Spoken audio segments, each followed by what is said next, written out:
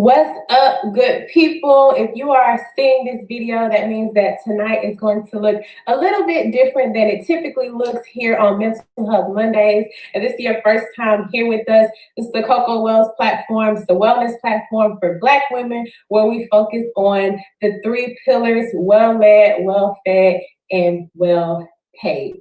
That allows us to bring to you resources around spiritual wellness, physical and mental wellness, and financial wellness, along with our dynamic plant-based skincare line that was formulated by me.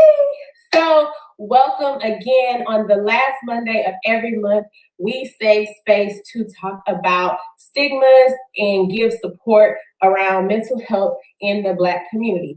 And we call it Mental Health Mondays. And so I would typically be your host. Unfortunately, I won't be joining you guys tonight because I'll be recovering from a minor surgery. I'm getting 3 wisdom teeth pulled. Pray for me. By the time Mental Health Monday happens, I will be resting and recovering like I need to be. This is super important for me just because as I reflect back to the last time I got my first wisdom tooth pulled, I was new to leadership. I was doing a lot, not really taking care of myself. It was really difficult to kind of navigate the new season, and I ended up in the hospital. Who does not want to be in the hospital this time during Corona? Is I. So yes, I was in the hospital for a week. I was rushed to the hospital from college. My friends were sleeping on the floor at the hospital until my mom made it. Like, it was so much going on. So everybody has been on top of my head about making sure that I take the medicine, I follow the directions, and I do everything that I need to do for a smooth and safe recovery this time around. This time and the last time, okay?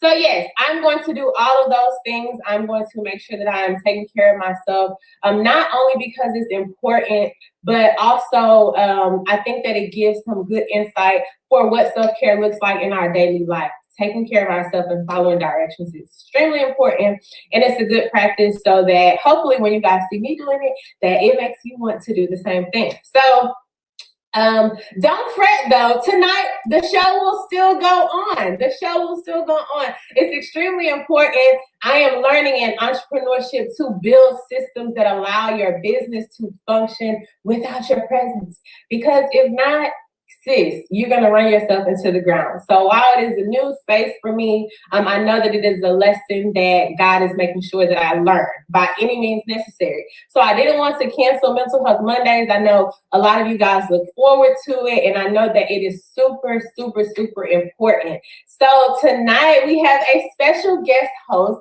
If you have been here since the beginning, you know her, you have experienced her. She was on our very first Mental Health Monday segment, and she shares some amazing information, tools, and resources around mental health. And she owns her own. Hey, everybody. Thank you for having me, Kristen. I'm so glad to be here and honored to be able to host Mental Health Mondays.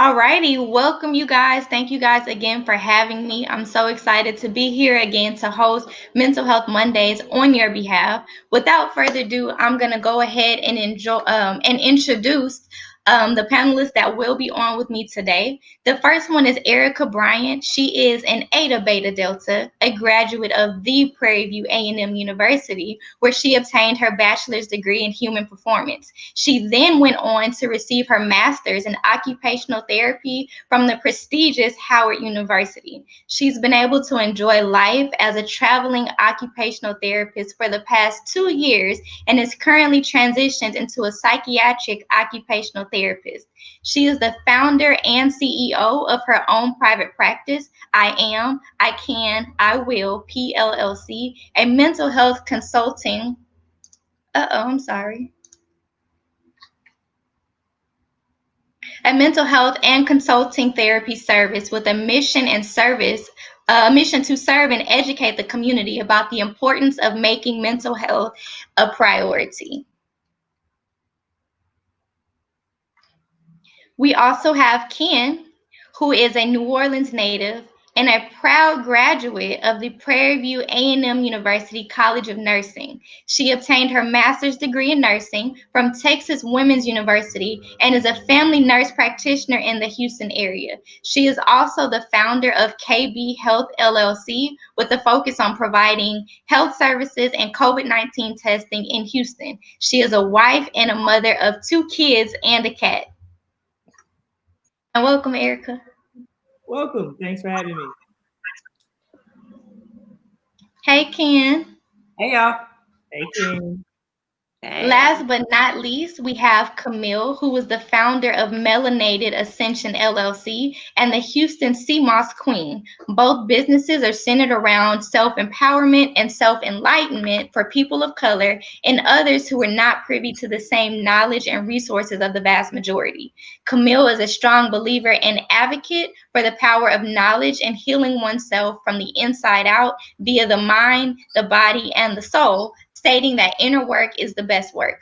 Camille was born in Houston, but grew up in the metropolitan area of Atlanta.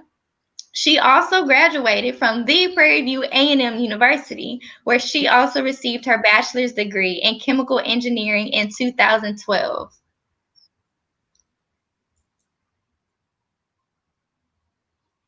And she will be joining us in just a second.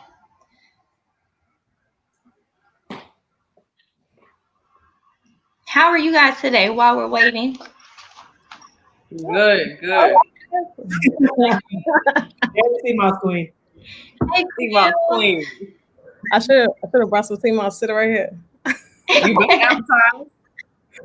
Marketing at its best. Yeah. Can we just take a moment and acknowledge the fact that these are all Prairie View A&M graduates and my line sisters from the Eta Beta chapter of Delta Sigma Theta Sorority Incorporated. There's there's a cat too. My cat's And making all a of them cameo. have their own business, own LLCs. Awesome. So going ahead and jumping into it, Ken, you are a family nurse practitioner. How does mental health look within that field, within the medical field? Well, I want to preface it by saying that I do feel like professionally in our programs, there really isn't enough of an emphasis on mental health and what it looks like when patients present outside of psychiatry. A lot of what I learned along the way, I had to learn, in the field, actually dealing with patients firsthand. Right. It's not something that you really think about. I've had patients come in with chest pain, something as simple as a rash. You have conversations with them and you realize, okay, I have an exam coming up. I'm really stressed about these kind of things cause rashes. I've had patients with depression who come in just with a stomach ache. I mean, you do spend all this money on imaging and send them to specialists, can't pinpoint what the cause is. And it's actually physical symptoms of mental, issues, because mental illness, I mean, it is classified as a disease. It does occur in the body as a process, as any other thing would. So I think that hopefully moving forward, as people get more educated about these things and what it looks like, we'll see a shift towards not only providers in this field learning a little bit more about what to expect, but also patients being able to learn, okay, I'm starting to feel this way. My stomach is hurting. I'm sweating. My heart's racing. I need to see a psychiatrist as well as, see my PCP, maybe get some medications for it. But, mental connects to the physical all the time, not just sometimes, but all the time. I've experienced it myself, even personally. So I think that's something that, it's not enough emphasis on, but I've seen an improvement, and hopefully we can, get better at it as providers moving forward. I think that's important because we so commonly draw such a strong line between physical health and mental health, but they both overlap. So you can have mental conditions that are going on that are causing physical illnesses, like you stated, as well as physical illness that manifest into your mental health as well. So you have to make sure that you're up to par with both of those.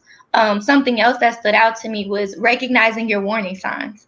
So you mentioned, I'm getting anxious. I have a test coming up. So I noticed that my stomach is starting to hurt, or I'm having these other symptoms begin. And those are warning signs that are letting us know you're feeling stressed, you're feeling depressed, or whatever the case might be. And, I know Erica, you probably see a lot of that too. Yeah, and one thing about my job, I'm blessed to see like both kind of the physical and the mental, and especially like we're so adaptive. It's innate for us to realize like, hey, my stomach hurt. You know, if my stomach growls, I'm hungry. If my stomach hurt, this may be the source of pain. So a lot of times that we neglect those psychosocial type of feelings. I have a headache. You know, maybe that's due to stress rather than to, you know, what physically. I haven't drank water all day, or some other physical type of relation. And really, sometimes these things are kind of close-knitted, like you said, the mental and the physical. A lot of times when we have like those external outward outbursts in the physical side of medicine, a lot of it, some of those comorbidities are stress. Like a lot of times we have flare-ups when it comes to like dermatology or dermatitis, or if it comes to certain things like that. It's not about always what you eat or how much water you consuming. You could be having that great amount of consumption, but still stressing, and that can cause a flare-up. So you think you're heading in the right way for the physical things, but stress is basically a big part of why people have such flare-ups with like Crohn's disease or, you know, different type of conditions that we neglect. So yeah. Right. Yeah, your body's releasing those chemicals, I guess, in your bloodstream and through your body, and then, you know, next thing you know, your immune system's low. Right. Mm-hmm. And then you think you physically can't function, and it's because you're mentally deprived. You know, it's like you may be this type of, like for me, I remember the time when I was actually playing sports, and, you know, I was putting so much into the physical and neglecting my mental or neglecting the things that I actually should attend to as well. And I was like, man, I'm young, I'm thriving, I'm used to doing this. Why can I be that 10 out of 10 player anymore? And that's when I was going through something with family. I realized like, hey, this is kind of my body in the center. Like you can only run so far off your own ability, your strength, and your physical condition. You can't neglect the mental side or even the spiritual side or the holistic side of health as well. It's not a one-side track. So when we actually come to the clinic and we have these, I love now that in practice now, some of the screening questions, you do see some of them are like, you know, asking questions about, you know, people's mental capacity or their emotional state too, because that makes a difference as well. So it's good to have those insights, especially in the, like you said, in the family and the medical field as well. Mm-hmm. Right. And I think it's very specific. The issue is, it's a global issue, but I think if you're talking about the way it affects Black women specifically, you know, heart disease is the leading cause of death for Black women. And it's very easy to tie it to stress. I mean, we quite literally stress ourselves into a heart attack. Absolutely. And, you know, I think like what Erica said, that whole idea of I got to keep moving, I got to keep going, you know, I can't stop. A lot of times it kills us. I mean, we go until we die, really. You know, stress me to death is what we say in our women. You know, you say you're not gonna stress me to death, and then we like you know, he's stressing. You know, things like that. Those type of sayings are actually true because stress can kill you. Yes, it can. Absolutely. Then it takes over, becomes sepsis, and then you start seeing these other like heart conditions. You know, it's not always, you know, what you can see. Sometimes that piece that we're missing inside that we're not attending to. And like you said, as Black women, traditionally we're taught to be, you know, strong, that backbone, that, you know, put family first, and, you know, this type of workhorse where really it takes time. We have to find that balance, that moderation. Right. And we weren't made to be like that. You have to, a machine has to rest. Different objects need batteries. You have to charge them. We have to be charged too. So recognizing this is too much. I'm not supposed to carry this. I'm not going to carry this. And figure out what you need to refuel. Right. Yeah, because I feel like. Oh, go ahead.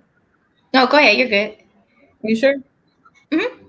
Okay, so no, I was just gonna add, like being Black women and Black men in our community, post slavery and everything, things get passed on. It's like slavery ended, but there's no therapist. There was no That trauma. one to talk about. There's a book called Post Traumatic Slave Disorder by Dr. Joy DeGruy. She's in Seattle. It's a really good book. I advise anyone to read it. But pretty much, going from there to now, for us to be perfect, for us to not have emotions. A lot of times we as Black people have to suck our emotions down. You can't be angry because you'll be angry Black woman. And crying is, weak.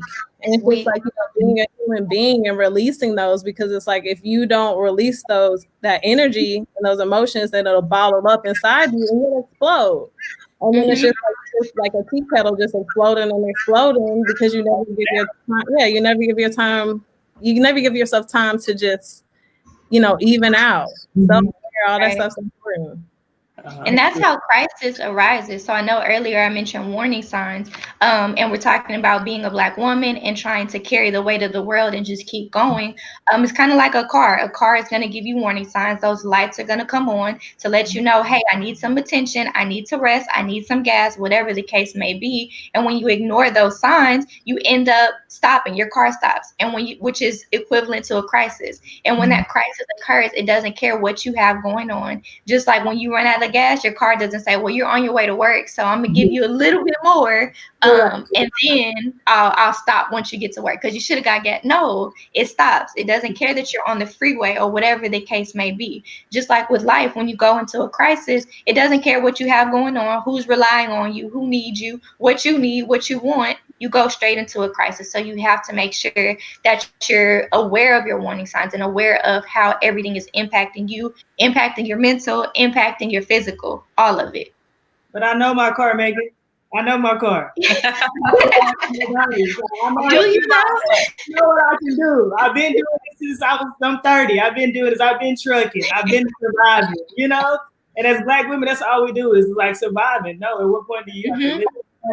You have to live first. We weren't designed to survive. We were designed to live. But like she said, it goes back to, the beginning, I guess, slavery, the tradition of things, how we were raised. And we had to be, life was given to us to be a certain way, So I think a lot of these things, these principles that we're practicing are pretty much innate. And it was hard for Black women is we have to kind of relearn, rediscover, and reprogram.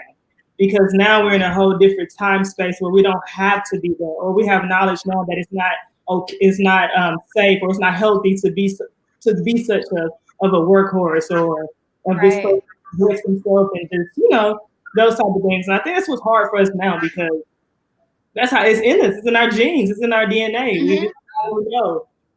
But now I think on these days it's coming out that some of the principles that were bestowed before aren't as healthy for today, and we can do something about it. Right. And when we're not able to show up the way that we're typically used to, we're hard on ourselves because I'm supposed to be able to do this.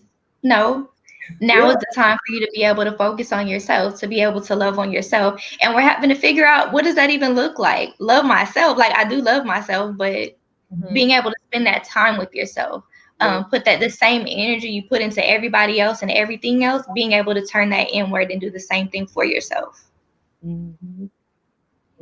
Giving yourself that grace just like you give other people.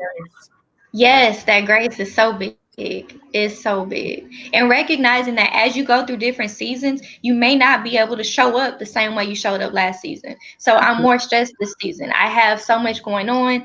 My family is sick, whatever the case may be. You can't expect for your current self to be who you were last month. Definitely. And I don't have children, but I do feel like, I think a lot and try to analyze and, trying to think before I have kids. And I feel like as a metaphor as to it goes across the board, but, in front of your kids, a lot of times people try to act like they're strong and stuff. And I feel like it's very important to say, like, mom needs a break. Mommy's tired, stressed, because you're raising human beings and one day they're going to be adults. So if you set the example that it's okay to show weakness, it's okay to be, depressed, stressed, worried, they see that and they can pick up those habits when they get older and be like, oh, mommy had to take a break. She had to take a nap, or she had to, take time away. We had to stay with our grandparents. They remember that because everything's habit. And like representation matters, and it matters more than I think that we give it credit for. Oh yeah, That's it does. good. It That's does. really Like you said with kids, I don't have kids either, but I know that with kids, they soak up everything like fun. So we have to be it's good to be transparent within boundaries because life is real. So like even on the other side, like for me growing up, like literally recently I just saw my mom cry and I thought mom didn't cry. So I'm like, really? Yeah. You know, like, and now I see how that affected me because I thought crying was a sign of weakness. So like, I thought like, because that was what I was grown up to see, but I don't want that, to kind of transpire into my future kids or the kids that I come across to because emotions are real. You're supposed to have these things. I'm at this big grown age and I'm like, you cry?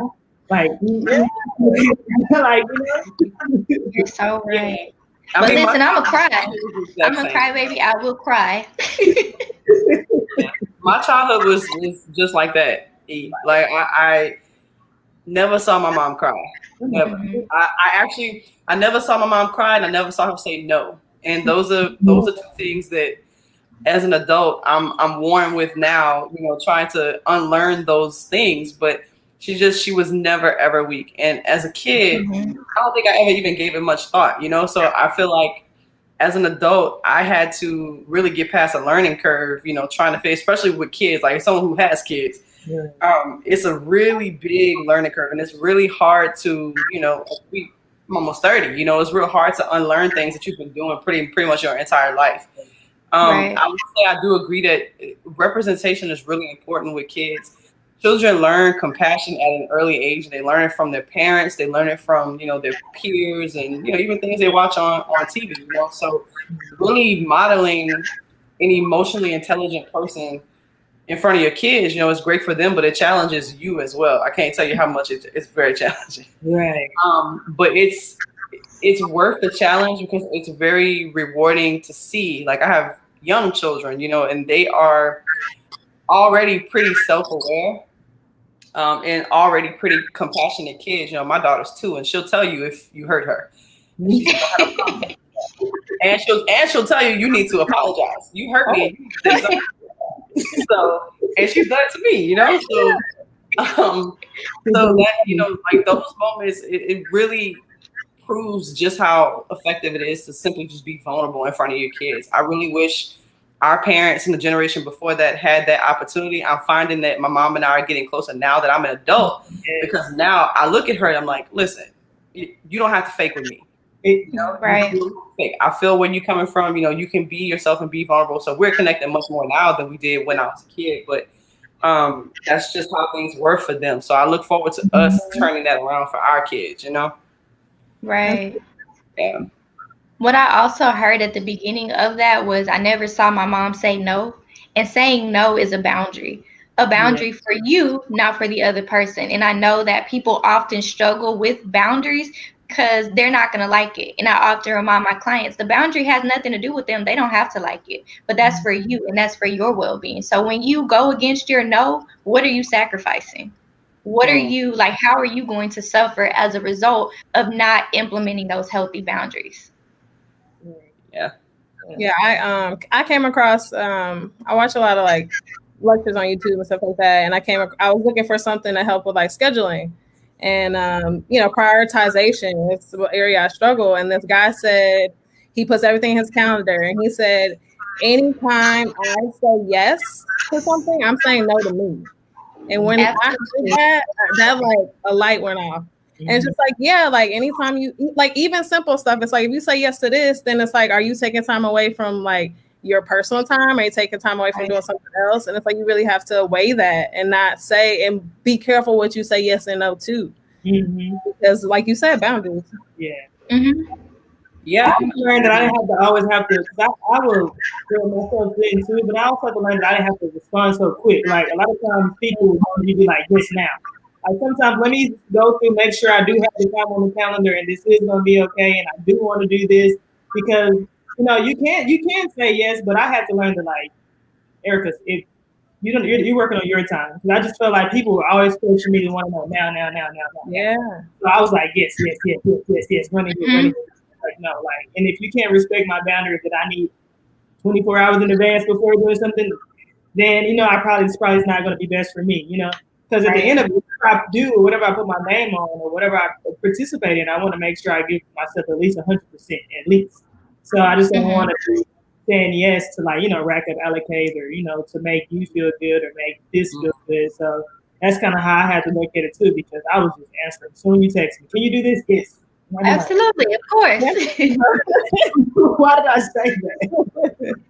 And, you know, I think we've talked about, you know, boundary setting. It seems like more in the professional setting, you know, being willing to say no to projects and being willing to not spread yourself too thin for other people. One thing I found, and I will say even personally, is that I've had to set the biggest boundaries with the people I love the most. They don't have it's a bit easier to do at work. It's a bit easier to do in my professional life, but I find that setting boundaries with my family, especially a traditional Black family who feels like the women in the family are supposed to be the matriarchs and do everything and be everything. For me in my adulthood, it's honestly still an ongoing struggle for me. Yeah.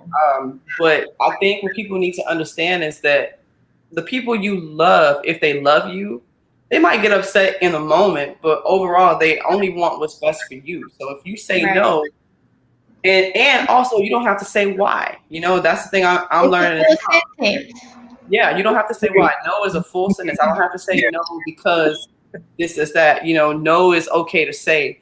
And the people who love you will eventually, even if they're upset at first, they will eventually extend you grace. And maybe you're teaching them something in the moment too, because I find that the people that I have issues setting boundaries with spent their whole life getting their boundaries violated as well. So they don't even understand that what they're doing is making me uncomfortable.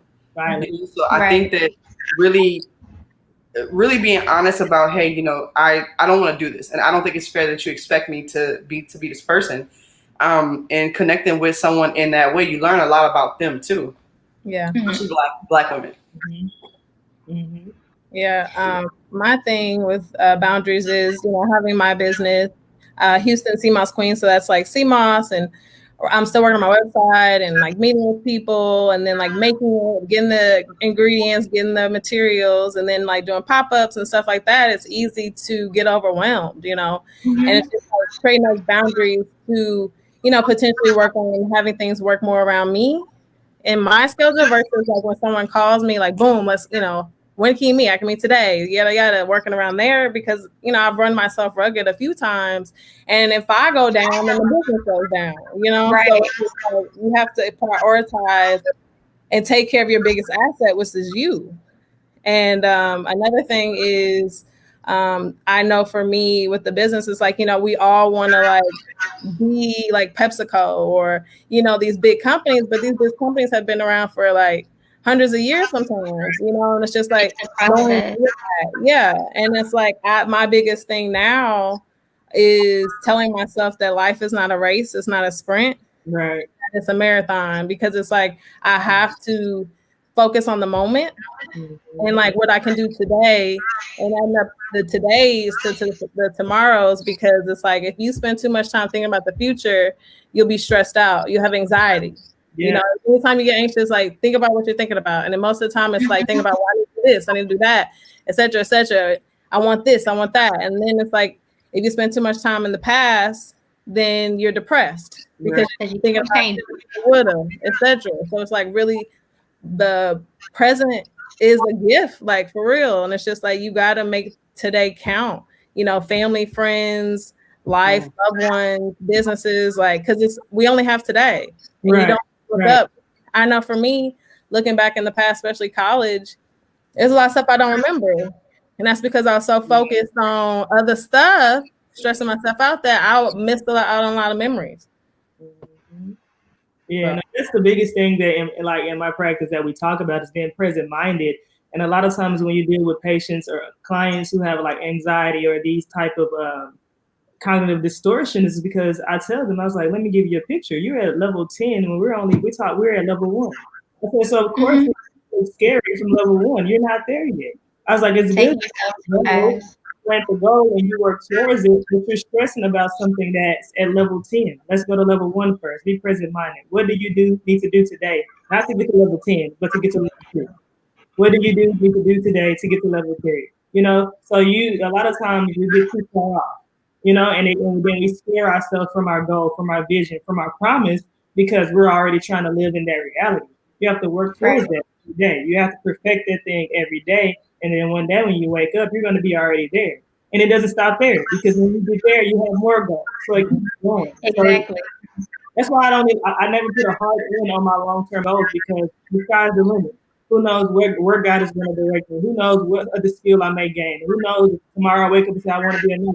I'm not going to let a goal that I have, a two-story goal, stop me from reaching my limits. So figure out what today's goal is. Figure out what this season is asking for you. Accomplish that, and then go into the next.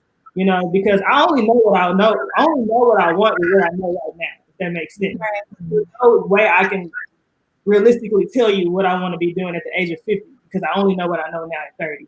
I may learn something at 35 that may excel me way beyond my dreams of now. So I have to kind of remember that to stay grounded, because I feel like my dreams are so big, but in God's eyes, He shows me that you're thinking too small. You're thinking too small. You know, I'm too big. I'm too big for you to be thinking this is it. Like, just master this season, and I got something else for you. You know. I like that. Master this season, like you were talking about, focusing on level 10 when you're only on level 1, and you just need to be focusing on level 2. Sometimes you just have to manage at level 1. Like I just got here, I'm overwhelmed, I'm trying to figure this out. Let me get this together before I try to go up to level 2. Let me maintain on this level. Right. Because it's the foundation. You know, it's kind of like you can't build the house from the roof down. Like, I don't want to miss the mark of 2 and be a 10 and to be having those same problems constantly happening that I should have gotten at lesson 2. And that's what happens. We get so high in our development, and then we think like for me, I remember one time, you know, money was good, friends was good, relationship was good, but I was still empty because I forgot myself at level 2. Like, right. You know, yeah, you got this off your own strength, but you forgot something at level 2. So worry about mastering what's in this season, you know, because I also believe that what's for me is going to be for me. So I don't have to force it. So I like to naturally let things happen that the way God will allow it to develop. So that came with wisdom, because I'm a control freak. Because I like to know how I'm going to get to 10, what time I'm going to get there, if there's going to be obstacles. So it took a spiritual battle for me to be like, okay, that's not in your control. And when I let you control it, you got to these goals where you're still empty. So it's like, you know, it's just where the spiritual side of mental health comes to, because we only can control so much. We're control freaks as Black women, as it's inherited. Like, we want to have that control, you know, but sometimes the peace isn't, well, not sometimes, the peace is in the present, you know, because like she said, tomorrow's not even promised. Tomorrow's not guaranteed. They already happened. You know, so today, right now, is the only time that I can love this person, that I can talk to this person, that I can do this outside of anything tangible and practical too. Because a lot of times I know when I first started my business, I was so business minded, I was so business focused that I started to, like, you know, lose those relationships I needed when I wasn't in my right space. When my anxiety was at the roof, and all these things was going, I neglected that. So it's like it's full circle. It's like it's a whole pie. It's a whole piece. It's not just one part you can neglect. Yeah, definitely. Peace be still. Like, it's a real thing. And it's like, like you said, control. Like, you can't allow God to help you if you're so busy taking the reins. You know, as soon as you go and surrender, you know, that's when stuff starts to move. But if you keep on pushing, like, your stuff is going to crumble until the Lord makes you come to Him. And then you'll see, but, you know, don't wait till, you know, it hit the fan and you like on your knees. Right. So you're in that crisis. Right. Get some help. Like, don't try to feel like you're Superwoman, Superman, you know. They don't exist. But we got that hustling mentality, because everybody want to hustle. Hey, but hustles need to, like, and they break. say sleep when you're dead. No, I'm going to sleep now so that I can show up and perform for tomorrow. Right. That was just the point I was getting ready to piggyback on. I'm personally anti-hustle. Right. And when I say that, I don't mean that you don't, you know, go out and do what you have to do to reach a goal. And I see it a lot with our generation too. I think, you know, especially during COVID, I can't tell you, if I see another post, if you didn't use this quarantine to start a business, what are you doing? Maybe I'm resting, you know, like maybe I'm trying to catch up. I'm refocused. I saw someone comment and said, rediscover, reprogram. You can do those things. You don't have to hustle from the time you wake up to the time you sleep, because really, if you're hustling and you're obtaining all these things, but then relearn, rediscover, reprogram. That's what I'm talking about.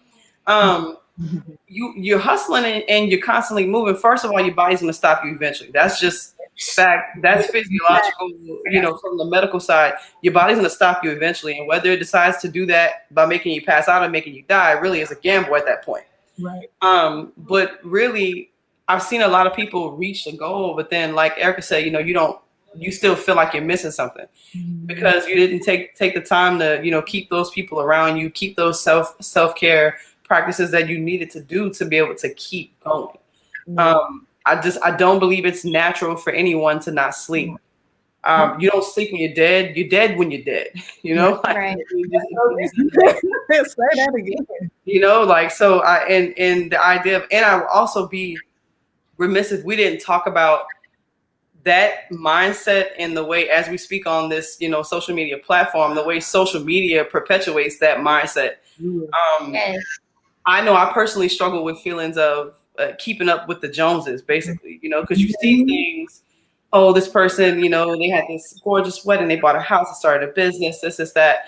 And it begins to make you feel like you're not moving fast enough. And I think our generation, and especially Gen Z, like these younger kids, they're really susceptible to that. They create this ability to create a fairy tale on social media where you only pick certain parts to share. You only pick the best part. Right. You make people think that, everything's going great, when in reality, like, you're crying as you post. It's really Right. My special guest here. So I think that, and as far as research goes, we've seen this. We've seen as social media gets bigger and becomes a constant part of our lives, we've seen worsening rates of anxiety and depression. We've especially seen it start younger. There's teens dealing with things that we deal with as adults now. Feelings of inadequacy and needing to keep up with Facetune and all this stuff that's really not real. So I watched a documentary called The Social Dilemma. Hey, I was just about to say that. Oh man, I watched The Social Dilemma on Netflix, and it's terrifying. Let me make note of it. Yes, you need to watch. If y'all haven't watched it, you need to watch. It's informative. It's quite frankly terrifying. Yeah, man, I'm telling you, and it makes sense because all the things, especially as clinicians and educated Black women, that is actually common sense. It makes perfect sense. And like you said, and when you watch it, you'll see that in the rise of like this social media era, like around like 2006, 10, I don't know, years. That's when suicidal thoughts, suicidal ideations, and actual suicide attempts and mental health deterioration, like depression, anxiety, all that began to escalate. And it's also very scary for the younger generation, like the Gen X or the other end of millennials, because that's their introduction to life. They don't know anything else before social media. They don't know anything else besides Facetune and Instagram and Twitter and TikTok. So their introduction to what's real is actually fake. And it's like a placebo effect. And it's scary because, as for me, when I get on social media, I even get caught up into it, but I have something to revert back to what was life before this. Like, I have something to revert back to. Their whole introduction is this computer, is this filter on my picture. And that's too much. And social media in general, for any age, is already an overload or overconsumption of what our body was intended to regurgitate. So have you ever been scrolling and you just went through 50,000 emotions in one scroll? I was sad, I was happy, I'm depressed, I'm looking up. It's like your body wasn't designed to process that much overload of information that fast. That's why I see, the mental health aspect coming outside of the social media effect. It's like it's the overload. That's why I had to learn that. It's safe for me, I have to unplug, because with my educated mental health self, I can go there and want to keep up with the Joneses. House plan is not moving fast enough. I can go in there and think that, man, how's she doing better than me? And I'm over here doing this. And, and that's what social media does. And then literally it starts to have that cognitive distortion. Your mind starts playing tricks on you. Like, dang, maybe I shouldn't sleep because he's not sleeping and look what he's doing. Yeah. It's away from our natural plan, our divine plan. We I always admire somebody else's journey. I try to tell myself, admire it, use it as, as Sounding board, launching board, pad. you can do that, but that's not my journey. That's not my journey. So I can't think that just because she's here, we got the same degree, we went to the same school, that I should have the same house she has or better. That's what social media has done for the generations. Like, man, right now, if you look at my feed, I should have a house, I should have like 5 businesses, and that's all that's stupid. And I had to like step back. So I'm like, no, Erica, you don't want 5 businesses. You're not ready for 10 houses. Like, but it can kind of push you in that way. So it's good that we stay grounded outside of social media and check yourself. Because a lot of times we're living somebody else's fantasy, somebody else's world, somebody else's reality, and not your own. And you get removed from where God is trying to place you to be. You're getting distracted from your journey. Like, you have something different that God is trying to direct you to. But I'm too busy trying to catch up to Ken. I want to do what Ken's doing. I want Ken's family. I want Ken's house. Things like that. And you can't hear because you got so much clouded in your head. You can't God and now working your life. And I feel like the biggest thing is, if you look at it, we're human beings, we're made to be. So that whole hustling all the time, 24/7, like you're meant to be. You're supposed to enjoy life, enjoy the beauty of it. And so many times we're so chasing after everything else that we miss things, So really just taking that time, like we've been saying, to relax and enjoy and take a breather and live in your truth and not have to compare yourself, because comparison is a thief of joy. So doing that, and as well as Brian Stewart had wrote on there, stress is related to, I think he said, measuring success, and that's true. Just live, do what you can do, and don't put so much pressure on ourselves to be perfect and to be where we think we're supposed to be. Mm-hmm. Absolutely. I agree. Absolutely. And I think that's why it's so important to take that time and decompress, unplug, and just kind of, like they say, recenter and refocus, because we do get distracted by everything else. And sometimes not just everyone else, but also the limitations and the shoulds, the cognitive distortion that we put on ourselves. So just being able to step away and just reground ourselves and get back to where we need to be. And as one of the comments said, where God designed us to be, because we get so far off track sometimes. So just getting back on track and getting back to the direction that He's guiding us. And that's something I personally had to do myself as a clinician, because like I was talking earlier, like we're not exempt, nurse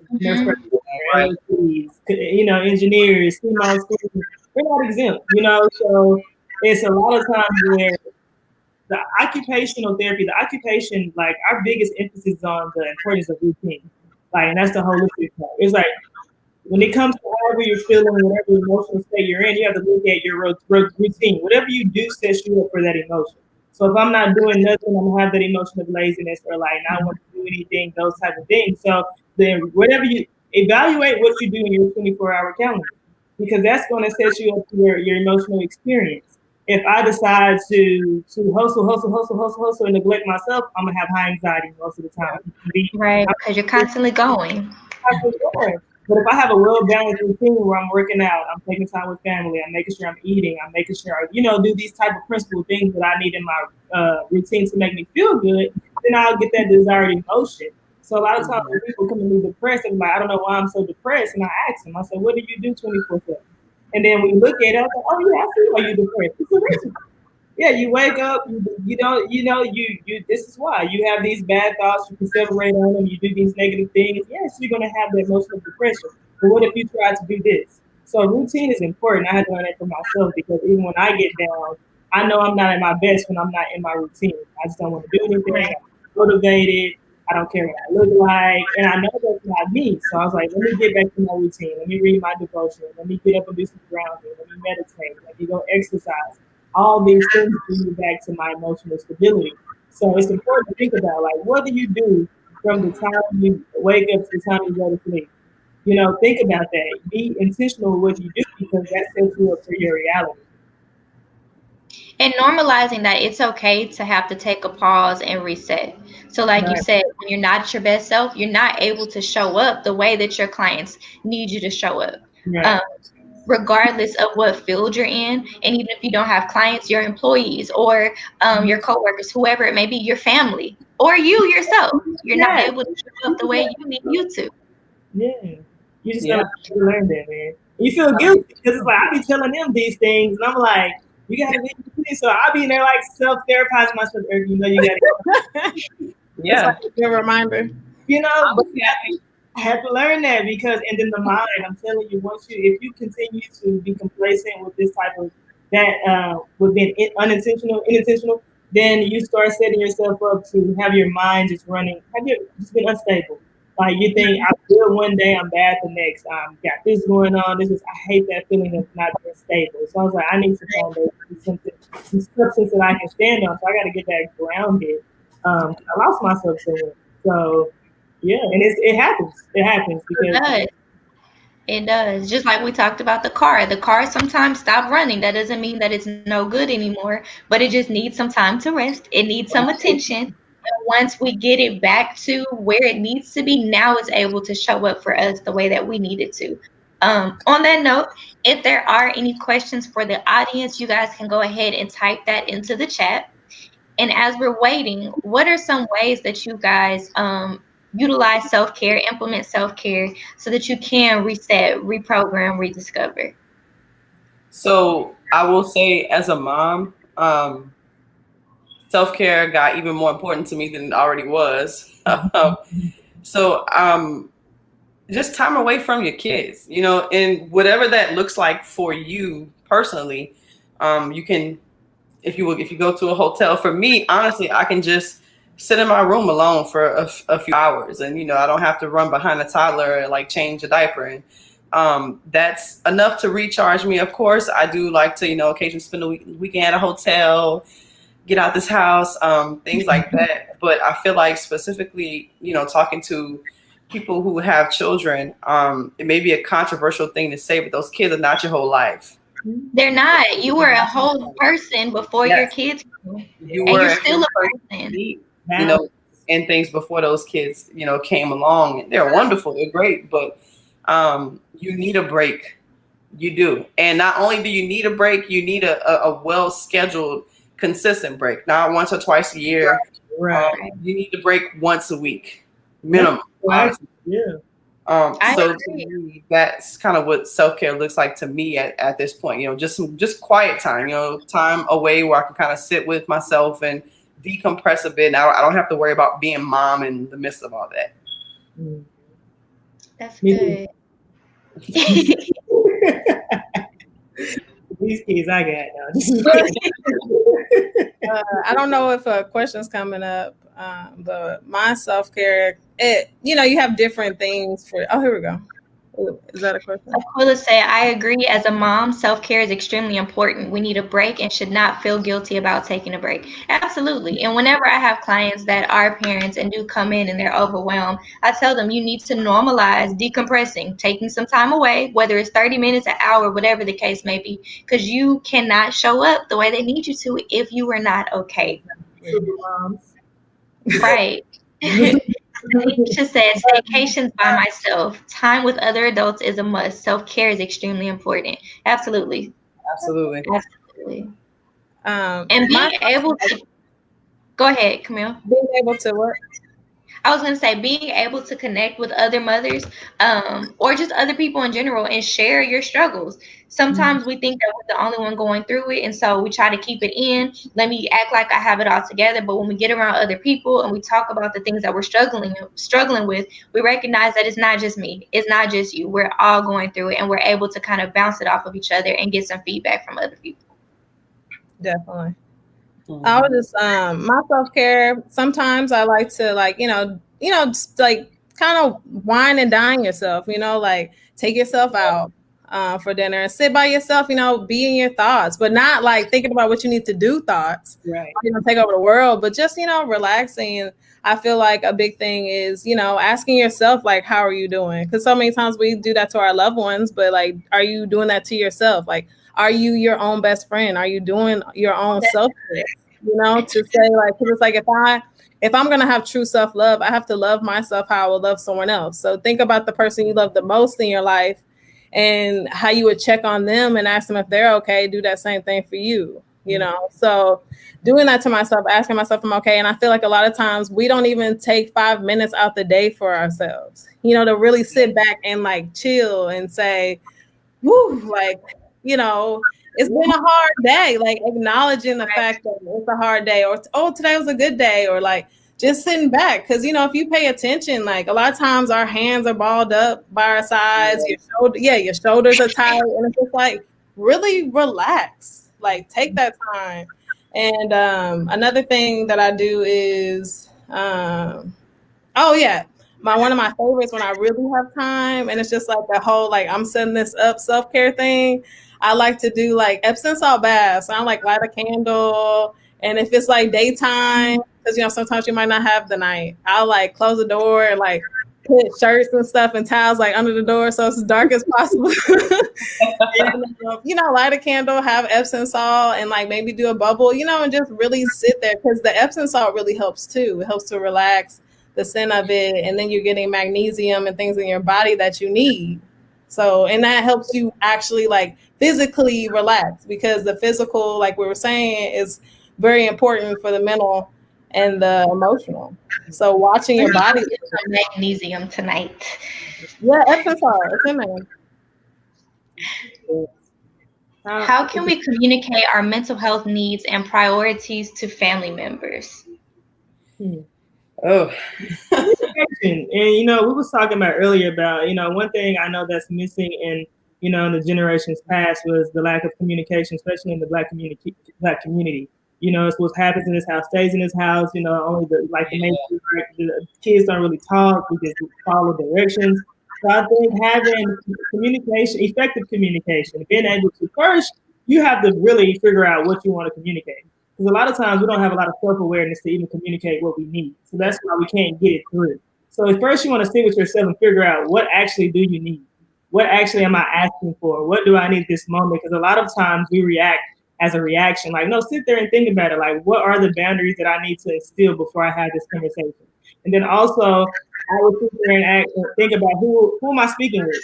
Like, I can't speak or communicate with my mom the same way I communicate with my dad, because I want it to be receptive. With my mom, I can be more loving. I know the tone, I know the time, I know when and how to say things, because she's different. Then with my dad, I know I can be straightforward, stern, and he can receive it too. So if you really want to set boundaries, first you have to sit with yourself and figure out what are those boundaries you want to set. What is it that you're trying to communicate? Because if they really love you, if they're loved ones, they're going to accept and have to understand that, like, hey, this is coming from a place of self-need, self-love. It's going to come from a good place, rather than, you know, lashing out or reacting from an instance, or like, you know, or going in with the mentality like they're not going. Don't go with the mentality like, you know, they're not going to listen. This is how my family is.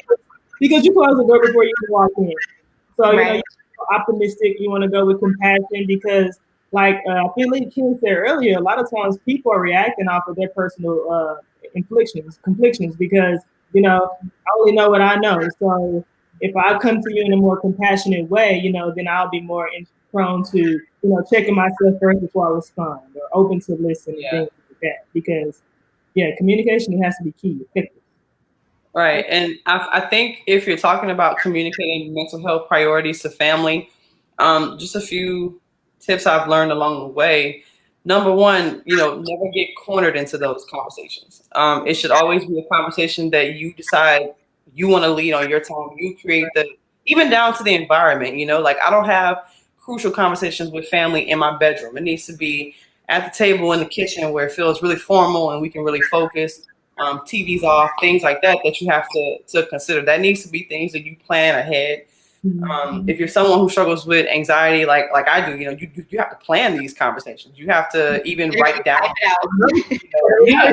Yeah. So you have to write down bullet points. I mean, you have to go in ready, because, you know, you go in, if you're not prepared, you just go blank. You know, so I think that's really important. Doing it on your time, not allowing anyone to corner you into those conversations. You can excuse yourself from that scenario if you're not ready to have that talk, but also planning and preparing, writing things down, and then also just staying firm in what it is you say. I think that it ties back into issues with setting boundaries. I've experienced it. you know, especially in my early 20s, you know, just trying to be firm and trying to say, hey, this is how I feel about, you know, what's going on. This is how I feel about what you did. But then you go back in your mind and you feel guilt.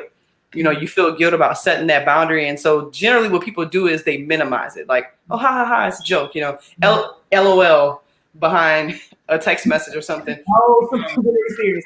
Yeah, I think you have to really focus on removing that. You know, when you're setting boundaries and you're talking about your feelings, it's not questions. You're not asking for permission to be who you are. You're not asking for permission to have your needs respected. So you shouldn't ask. You know, you can respectfully demand, but you should always respectfully demand. And 3 things I always use that have helped me a lot is anytime conversations, family, anyone, be quick to listen, slow to respond, and slow to anger. Yeah. If you can sit there and try to do those, and that takes you a long way. Yeah. Mm-hmm. And I think self-awareness is going to be key all the way, in addition to everything that you guys share, because that awareness will let you know where you're triggered. So that lets you know what you're needing from people and where you need to set those boundaries, as well as self-awareness when you're having that communication or that conversation with them, recognizing, okay, am I triggered right now? Do we need to take a pause back from Camille? They want you to repeat what you just said. I said, quick to listen, slow to respond, and slow to anger. Quick to listen, slow to respond, and slow to anger. Those will get you there. But recognizing those warning signs, because if the conversation does get heated or if you do get overwhelmed with emotion, being able to take a step away and then come back to the conversation so that we can continue with the level head.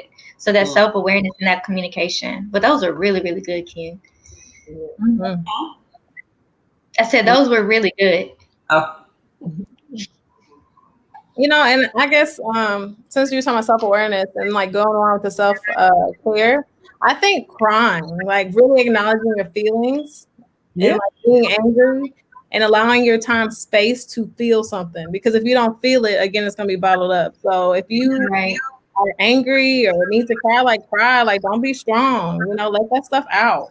Yeah. Because, and that doesn't take away from your strength either. Right. Being able to cry shows strength because you're able to be vulnerable in that moment.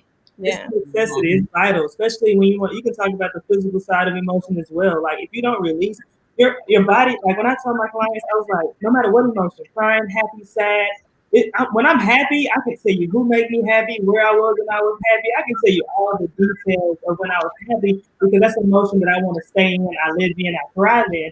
But we're so ready to kind of avoid those negative emotions, such like crying and all anger and things like that we quote unquote call negative because it doesn't feel good. But your body is actually giving you a sensor. It's a warning sign, like, hey, I'm sad. So I'm angry, not because it's negative, but kind of figure out what caused you to be angry. What are those signs that even let you get there? That's a secondary emotion, but then we miss the primary feed. Like it's okay to be angry. It's when we use that emotion in a negative volatile way, it's when it becomes a problem. Your body is a sensor. Just like if you're hungry, your stomach is going to growl. If you're sad, you're sad on the inside. You know, don't get mad at your body for having these emotions that we cue to be atypical, but it's your body giving you a sensor. I want to cry for a reason. I'm tired. I'm sad. Your body needs to get out these, what is there, endorphins, what they call it? They need to get out these chemicals, anything with these things, you know? So just like we listen to our body physically, we have to also be coherent when it gives us these sensors for something emotionally or mentally. It's telling you something. It's a warning sign. It's a sensor. It's not like a dysfunctional button. Like, no, Erica, you can be angry, you can cry, but figure out the primary emotion. What led to this so you can fix this or so you can see about this. Right. Blow up. Like all energy is really help. And that's why we explode on people. Yeah. Because we weren't paying attention. Yeah, because you can only hold. I think we missed the question. Yeah, Stevie's question. How do you handle someone feeling disrespected by a boundary that has been set, placed, or expressed? You don't. It's not your responsibility. It has nothing to do with you. You do not. That would be my script. Like, you know, you want to be compassionate and empathetic to a space, but you don't want to compromise yourself in your boundary.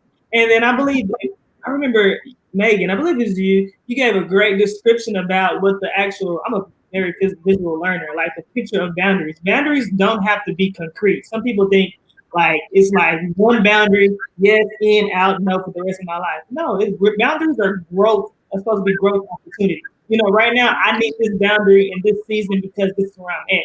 Doesn't mean it's has to be something everlasting. And then there's also, like you said, you gave the description of a house. Like you have a gate. Maybe somebody can come on my property, but not inside the gate. Maybe somebody come into the gate, not in the front, in the actual house. Maybe you come in the house, but not my bedroom. So there's different levels of boundaries. So you have to kind of make sure that's individualized.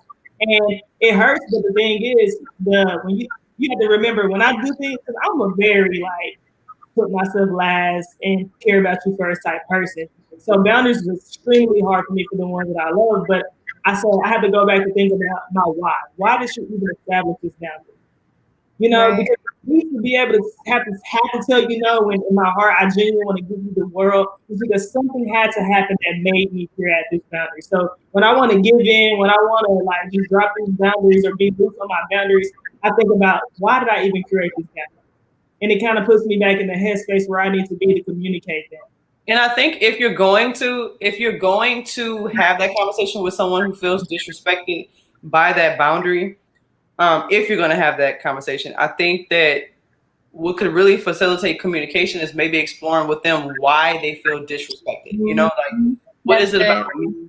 What is it about me setting this boundary that makes you feel like you're disrespected? Like I said, you know, a lot of times boundary setting makes you realize that people who habitually have their boundaries crossed are going to cross yours because they don't know the difference. You know, so having a conversation with why do you feel disrespected?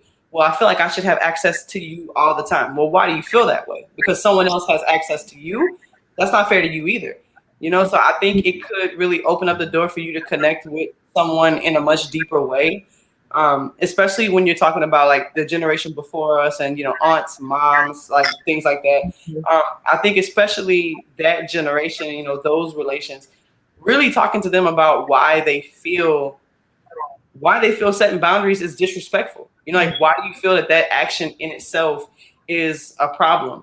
And do you understand that you can set your own boundaries as well? Do you understand, you know, that by doing this for myself, I'm empowering you to be able to do that with the people in your life who you feel like you have no right now. Power back.